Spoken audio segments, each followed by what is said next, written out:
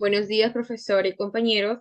El día de hoy vamos a hablar sobre el fenómeno económico, el desempleo y la COVID-2019. En nuestro curso de Economía General, nuestra profesora Janet Natalia Mendoza Rejas y los integrantes Díaz Alarcón Antonio y Maldonado Mar Eileen Desiree. Para ello tenemos el punto A, que es determinar y desarrollar la escuela económica con la cual se desarrolla el fenómeno económico. Las teorías del desempleo. El empleo en nuestro país ha sido un tema preocupante en los últimos años debido a su aumento de población y más aún en escenarios como la pandemia y la instabilidad política que agravan la situación. Para ello, vamos a intentar buscar una causa de qué lo produce. Entonces, hemos tomado dos teorías, la teoría neoclásica y la teoría keynesiana. En la teoría neoclásica nos dice que el empleo ocurre cuando hay un desajuste en la curva de la demanda con respecto a la curva de la oferta. Y en estas, al cruzarse, se llega al empleo pleno. Entonces, tenemos, según la ley de Say, que cuando la curva de la oferta y la demanda se igualen, habrá un equilibrio en el mercado laboral, debido a que toda oferta desarrolla o crea su propia demanda y no puede haber un concepto donde haya un exceso de oferta, puesto que la oferta y la demanda se retroalimentan. Entonces, ¿dónde se crea el empleo? El desempleo, perdón, ocurre cuando hay un exceso de oferta sobre la demanda. Entonces, los neoclásicos o la teoría clásica nos dice de que el único ente regulador para que el desempleo no ocurra debe ser el libre mercado y no los sindicatos o las regulaciones estatales que impone el Estado. Hay dos clases de paro, también nos dicen los clásicos o neoclásicos, el paro voluntario y el involuntario. El punto de equilibrio es donde todos los trabajadores desean o encuentran un empleo, pero habrá una cierta cantidad que no están dispuestos a trabajar porque encuentran muy bajos los salarios. Aquí se produce el paro involuntario. En cambio, si un factor externo, como el gobierno o los sindicatos, impide ese reajuste de salario deseado, es donde ocurre el paro voluntario. Ahora, ¿qué nos dice la teoría keynesiana sobre el desempleo? Para los keynesianos, el desempleo se encuentra en el mercado de bienes y servicios y no en el mercado de trabajo como vimos anteriormente en los clásicos. Aquí, las empresas contratan según los bienes y servicios que necesitan vender. Entonces, cuando hay menor demanda, las empresas no pueden generar suficiente riqueza. Para ello, prescinden de los trabajadores y así se genera el desempleo. Entonces, entonces los keynesianos dicen que las empresas crearán más o menos empleo en factor de dos variables, las expectativas sobre la marcha de sus negocios y la economía en general, y sobre los tipos de intereses como el endeudarse, pero debido a la política de tipos bajos con la cual favorece la creación de empleo. Entonces, si el mercado laboral por sí mismo no logra equilibrar la oferta y la demanda para que se genere este ámbito en el cual las empresas no tengan que prescindir de sus trabajadores y no haya el desempleo, aquí el Estado tiene que intervenir para regular esto a través de impuestos.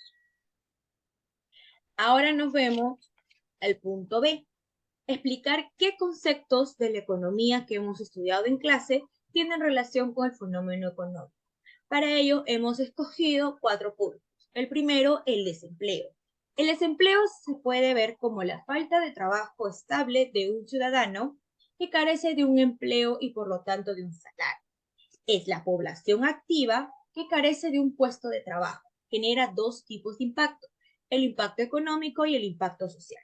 En el impacto económico representa el desperdicio de un recurso valioso porque recordemos que es una población activa que no está trabajando por falta de trabajo o oportunidades. Y en el impacto social es un gran problema porque causa sufrimiento, ya que los desempleados no pueden mantener un hogar. Ante esto, la declaración de estado de emergencia y cuarentena decretada con tal de que ya no se propague más el COVID-19 en el país, significó la paralización de una gran parte de actividades económicas. Ante esto, su impacto en el empleo fue notorio, sobre todo en los trabajos informales, porque lamentablemente en nuestro país aún un gran número de personas están en trabajos informales. Entonces, ante la llegada de la pandemia, tuvieron que cesar completamente dichas actividades. Punto 2, tenemos el PBI. El Producto Bruto Interno es el valor de los bienes y servicios finales producidos durante un periodo de tiempo en un territorio. El PBI mide dos cosas. Mide el ingreso total de las personas en la economía y el gasto total en los bienes y servicios producidos. El impacto del COVID-19 en el PBI. Las medidas de aislamiento obligatorias para contener la propagación generalizaron la gran actividad económica del país. En consecuencia, el PBI redujo un 30,2% durante el segundo trimestre del año 2020-2021. Entonces, ¿cómo se tradujo esta paralización y caída del PBI? En una fuerte caída del empleo nacional. Luego tenemos la tercera, que son los ciclos económicos y el desempleo. El ciclo económico es la fluctuación irregular y en gran medida impredecible de la actividad económica, medida esta por la producción de bienes y servicios o por el número de personas empleadas. Para relacionarlo con el desempleo, nosotros vamos a tomar dos puntos del ciclo económico, la recesión y la crisis. La recesión es la permanente caída de la producción a través del tiempo, teniendo como consecuencia contracción de producción, despido de trabajadores y reducción de las inversiones. Nosotros hemos tenido la última, era la de 1990, que debido a las acumulaciones de los gobiernos anteriores llevaron al gran endeudamiento y la hiperinflación en el gobierno de Alan García. Actualmente, el Perú aún no está en recesión, pero ya se ha visto que los ingresos per cápita han retrocedido, mostrándonos un PBI en negativo durante 2 trimestres. Esto no puede implicar una recesión, puesto que aún el empleo tiene un cierto dinamismo, pero si no se llega a controlar y mejorar, sí puede llegar a ser una gran recesión en el año 2023. Luego tenemos la crisis, que es la perturbación de la economía, es la caída violenta de la actividad económica de un país, sea por causas endógenas del país mismo o exógenas, como en este caso fue el COVID-19, que fue una pandemia mundial. La pandemia del COVID-19 constituye la mayor crisis económica y sanitaria del Perú.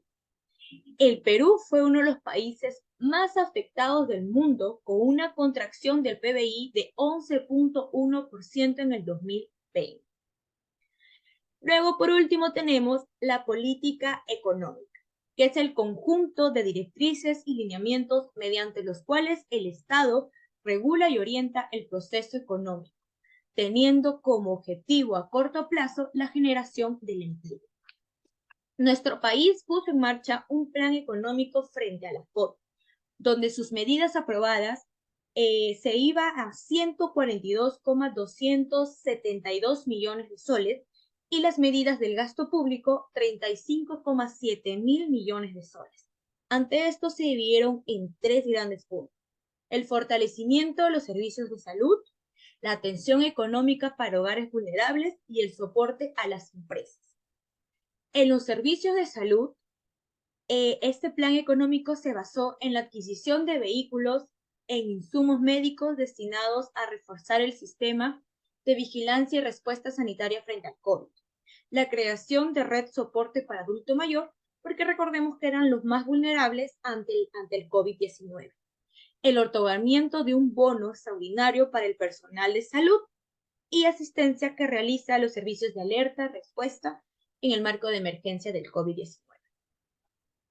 En la atención económica para hogares vulnerables, por la mayor tasa de desempleo que hubo en esa época, se dieron subsidios extraordinarios a hogares en situación de pobreza y subsidio extraordinario a hogares con trabajadores independientes, porque ellos fueron los más afectados, los informales que los independientes, porque las empresas tampoco podían despedir en gran masa a los trabajadores dependientes que tenían. Entonces, ellos aún conservaron su empleo, pero los independientes no.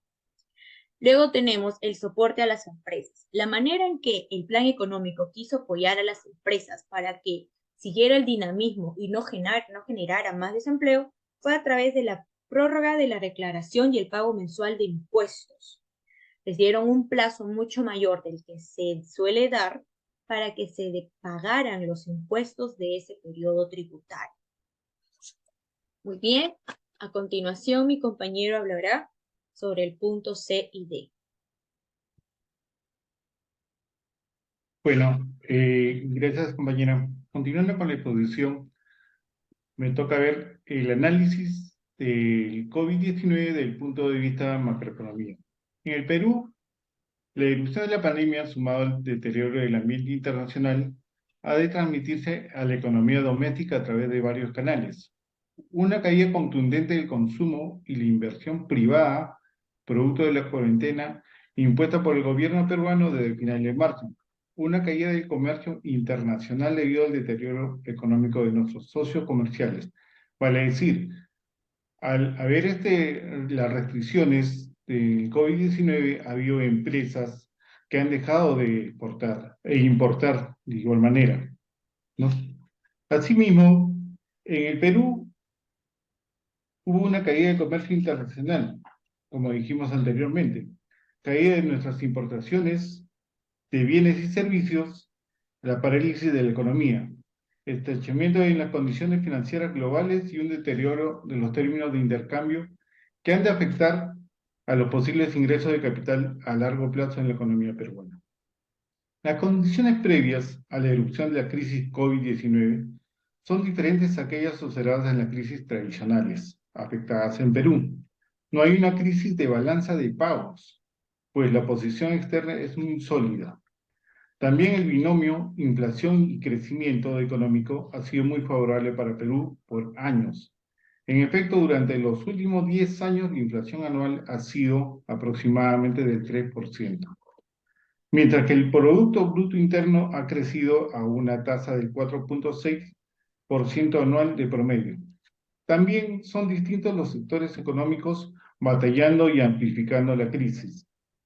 Crisis tradicionales han originado en un sobreendeudamiento financiero del sector público y los sectores manufactureros, subsidiados por niveles de tipo de cambio sobrevaluados u otras transferencias no sostenibles del gobierno. En general, dicha crisis ocurría en contexto del sector de servicios formal e informal, más informal que formal. Seguro, seguía operando por decir, efectos sobre el empleo de la mano de obra. La crisis COVID-19 ha sido golpeada en el sector salud y amplificada con una paralización casi total de porciones significativas del sector de servicios que son intensivas el uso de mano de obra. Muchas de ellas operando en condiciones de informalidad laboral.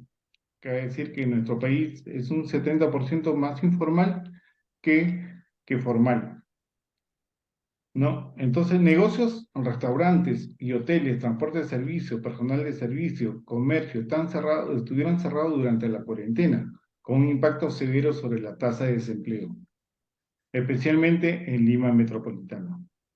En Perú, las autoridades fiscales y monetarias han anunciado medidas para mitigar los efectos económicos de la crisis. Ha sido posible gracias al espacio fiscal y monetario acumulado a la fecha. Cabe decir que nuestro Perú tiene buenas reservas y es por eso que nosotros hemos podido afrontar casi con éxito en la parte económica el tema del COVID. El objetivo final ha sido canalizar los recursos a hogares y familias que lo requieran, a la vez de tratar de mantener cadenas de pago de valor entre empresas. La política fiscal ha aumentado básicamente transferencias a hogares y familias, especialmente para los más pobres, además de legislar sobre la reducción temporal, obligaciones corrientes del sector privado. Vale decir que producto de esta pandemia, el gobierno tuvo que imponer o sacar normas para reducir los impuestos, pagos de alquiler, suspensión de servicios públicos. Cabe decir que en esta temporada se suspendieron el pago de los servicios públicos, luz, agua, durante 6 hasta un año. Incluso hubo bonos de luz y agua. En el caso del Banco Central de Reserva del Perú, las medidas implementadas han incluido reducción de la tasa de referencia a un mínimo histórico de 0,25% en abril. Sin embargo, la magnitud de estos efectos de la pandemia en el corto y mediano plazo es cierta y ha de depender de varios factores, no todos económicos. Primero, la duración y deshacer gradual las medidas de aislamiento social dictado por el gobierno. Segundo, la efectividad de las políticas fiscales y monetarias para evitar un número elevado de quiebres de empresas y una pérdida de empleo e ingresos a la familia a raíz de la crisis. En el ámbito del análisis de la microeconomía, el fenómeno es lo siguiente. En el Perú, la respuesta a la política al COVID-19 ha tenido que tomar en cuenta el hecho que una gran proporción de trabajadores están en empleo informal. En el estado de emergencia, el principal desafío involucró el diseño de mecanismos para transferir recursos a un sector que caracteriza por falta total de registro. El caso del bono independiente probablemente insuficiente, dado el alcance del trabajo por cuenta propia en el Perú. Muestra que es posible llegar a algunos trabajadores independientes rápidamente. El gobierno fue capaz de identificar rápidamente una lista de trabajadores que no habían tenido contacto previo con el Estado, iniciando un proceso que podía conducir esfuerzos adicionales hacia la formalización a largo plazo. Es lo que se desea en nuestro país, llegar a la formalización, ya que teniendo una formalización tenemos unos trabajadores asegurados y familias que van a tener una calidad de vida mejor, que es la parte de la economía. Gracias. Continúa. Ya.